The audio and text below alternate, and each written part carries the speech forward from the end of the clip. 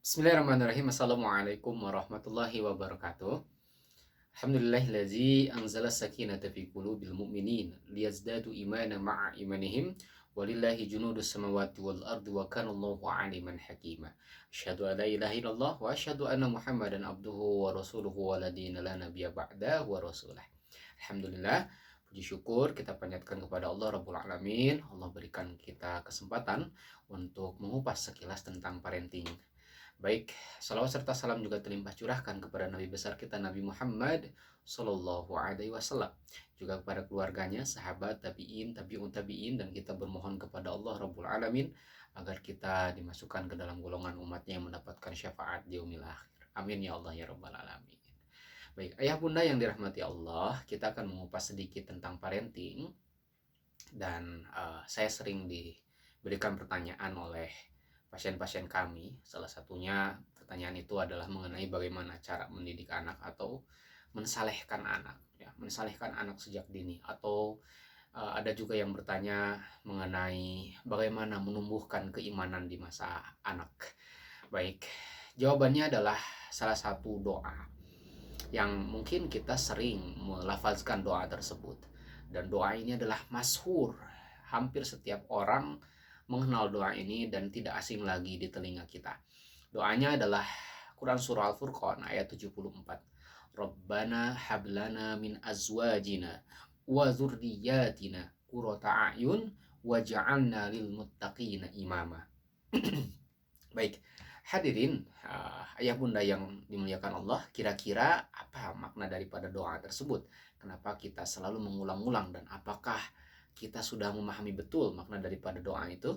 Baik, kita kupas sedikit demi sedikit. Ternyata Allah tidak salah memilih kata dan menentukan posisi pada Al-Quranul Karim. Kita lihat redaksi daripada ayat tersebut adalah kita bermohon kepada Allah. Rabbana hablana min azwajina wa zurriyatina qurrata a'yun.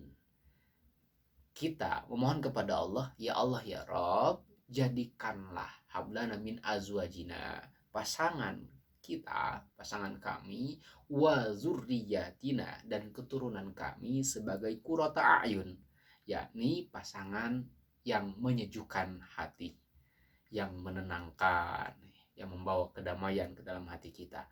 Ternyata ini lebih dulu kita minta kepada Allah Rabbul Alamin sebelum lanjutan daripada doa tersebut, yakni waja'alna lil muttaqina imama, dan jadikanlah keturunan kami sebagai imam bagi orang-orang yang bertakwa.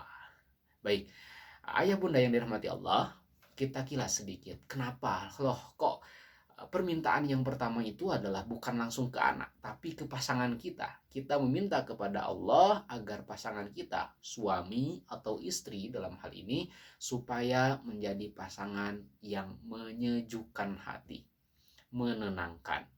Ternyata kita sepakat. Bahkan para ulama pun juga menyepakati.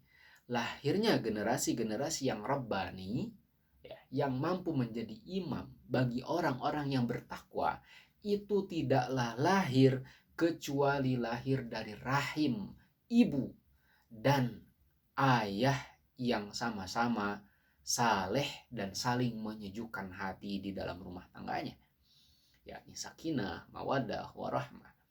Itu yang terjadi. Dan di Al-Quran, Quran Surah Al-Furqan ayat 74 ini memberikan informasi kepada kita. Ini memberikan acuan kepada kita bahwa ketika kita menginginkan generasi kita, anak-anak kita, cucu kita, itu generasi yang rebani dan menjadi pemimpin bagi orang-orang yang bertakwa, maka yang harus kita betulkan bukan anaknya. Ternyata ada pada kita sendiri. Apakah sampai hari ini kita sudah menjadi suami ataupun istri yang menenangkan bagi pasangan kita? Maka mulailah dari sekarang. Ini salah satu tipsnya, sehingga keturunan-keturunan itu bisa betul-betul menjadi pemimpin bagi kaum muslimin. Baik, ayah bunda yang dirahmati Allah, lalu kita melihat bagaimana fakta sejarah, melihat adanya dalil di Quran Surah Al-Furqan ayat 74 ini, kita selaraskan dengan sejarah atau sirah para nabi. Kita mengetahui betul banyak sekali kisah-kisah daripada orang-orang soleh yang lahir daripada orang tua yang soleh. Salah satunya itu adalah Nabi kita, Nabi Ibrahim alaihissalam. Nabi Ibrahim alaihissalam soleh luar biasa, ya, kekasih Allah luar biasa. Ketika menikah dengan Sarah yang sama-sama solehah, maka generasi yang lahir adalah Ishak alaihissalam. Saking salehnya, Ishak pun juga berpangkat nabi. La haula wala quwata illa billah. Ketika Nabi Ibrahim alaihi salam lalu menikah dengan Hajar yang sama-sama soleh juga soleha, maka yang hadir, yang lahir pada generasi itu adalah Ismail alaihi salam. Bukankah kesolehan Ismail itu luar biasa? La haula wala quwata illa billah. Dari sosok keluarga yang ideal inilah kita belajar bahwasannya betul generasi yang soleh itu lahir daripada dua orang tua yang saleh, suami dan istri yang saling qurrata ayun, menyejukkan pandangan. Lalu kita bisa lihat lagi bagaimana fenomena-fenomena di masa-masa silau, masa-masa lampau. Salah satunya adalah kita tahu bahwasanya Nabi Nuh alaihi salam itu pangkatnya nabi, sekelas nabi, dan solehnya luar biasa. Lalu ketika Allah titipkan istrinya yang tidak sama kesalehannya dengan Nabi Nuh, bahkan istrinya bersifat membangkang dan tidak ingin mengimani Nabi Nuh alaihi salam. Apa yang terjadi? Saat keturunan Nabi Nuh, sekalipun 3 dari 4 itu berislam atau mereka mukmin, tapi tidak ada yang sampai derajatnya mencapai kenabian. Di sisi lain, satu anak yang lain ikut kufur. Kan'an ikut kufur bersama istrinya Nabi Nuh. Ini menandakan sekelas nabi yang soleh luar biasa saat disandingkan dengan pasangan yang tidak sama kesalehannya, tidak sama-sama taat kepada Allah Rabbul Alamin, maka generasi yang dihasilkan pun juga tidak sampai derajatnya mengikuti sebagaimana Ishak alaihissalam dan Ismail alaihissalam. Bukankah kesalehan Nabi Nuh luar biasa? Luar biasa. Dan di sini bukan berarti Nabi Nuh alaihissalam gagal sebagai sosok suami. Tidak. Tentu ini bagian daripada karunia-Nya Allah yang Allah berikan kepada Nabi Nuh alaihissalam sebagai ujiannya.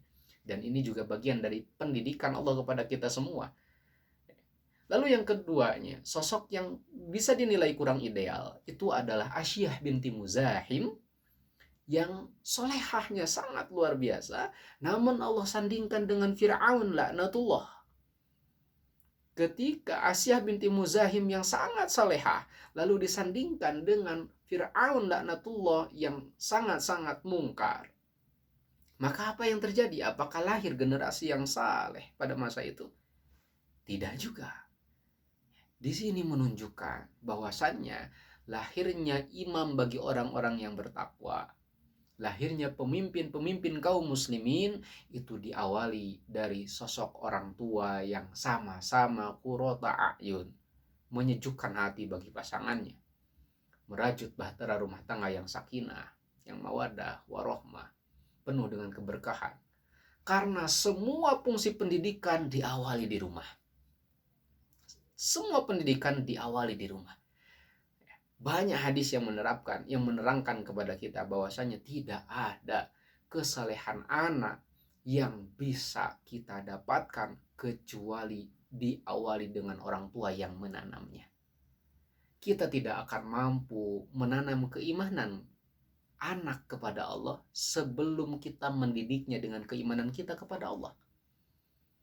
Maka tips yang pertama ini yang harus kita konsentrasikan adalah bagaimana kita mensalehkan diri kita supaya kita bisa merajut rumah tangga yang sakinah, mawaddah warahmah, qurrata ayun bagi pasangan kita. Dan yakinlah ketika qurrata ayun itu telah hadir di rumah kita, maka pada akhirnya adalah lahirnya keturunan atau generasi Rabbani, generasi yang bisa memimpin umat, generasi yang mampu membawa peradaban Islam lebih baik lagi daripada hari ini.